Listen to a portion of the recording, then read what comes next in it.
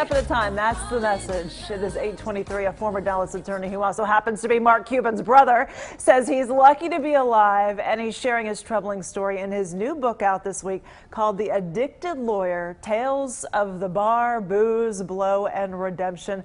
Good morning. Good to see you. Good to see you, and I've hit every one of those. Yeah. So it's been 10 years since you turned things around, and I mean, when I read the book, it is a long, troubling road that you went through.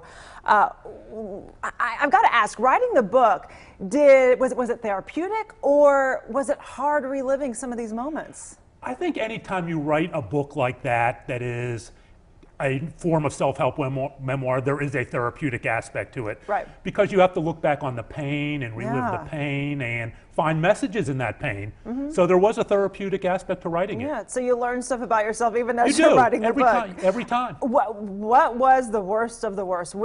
How bad was it? Well, it got really bad twice. The first time was in 2005 when I became suicidal, and Mark and my brother Jeff had to take me down to Green Oaks Hospital. And the second time was right before I got sober in 2007 when I had a 2-day drug and alcohol-induced blackout. And my wife came in and found me, and we went back to the hospital for the second time. You know, I've talked to a lot of people who have had a loved one going through something, and they just don't know what to do.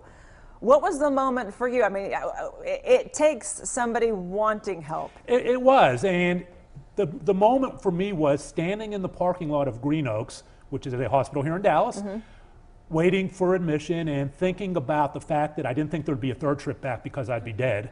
Wow. And that I was really close to losing my family. Not in the sense that they would stop loving me, but there are going to be limits on a family's willingness to watch you destroy your life if you're not going to try to help yourself. That's true. And I really felt we had reached that point, and those were the things that turned me around. I'm very close with my family, and that I was unwilling to accept that. Yeah, you talk about your brother, Mark Cuban, in the book, and you told us, I mean, he even took you to try to get help, but you just didn't want it. I wasn't wanted. I didn't want it. I wasn't ready.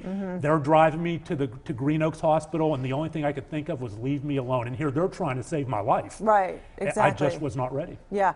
What I thought is interesting, I mean, you were an attorney during all of this. You were a practicing attorney. You were working. You're going through your day-to-day.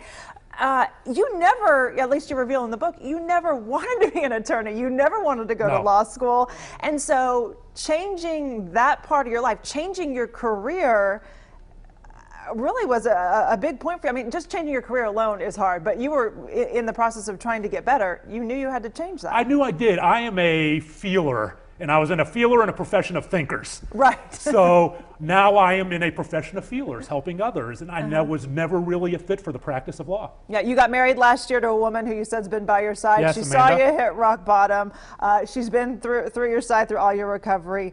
And you know, everyone, it seems like so proud of you. That has to make you feel so good to know that all of these people stood by your side and now are celebrating with you. It does. It does. It is a celebration of recovery. And one of my hopes with The Addicted Lawyer is to help people celebrate what I experienced, that recovery, that redemption. Yeah, to let them know it's possible. Recovery and redemption are possible, regardless of your profession. Yeah, yeah. Thank you so much. We're going to put a link to the book and also Brian Cuban at our website, fox4news.com. Thank you so much for coming by. Appreciate it. Thank you for having me.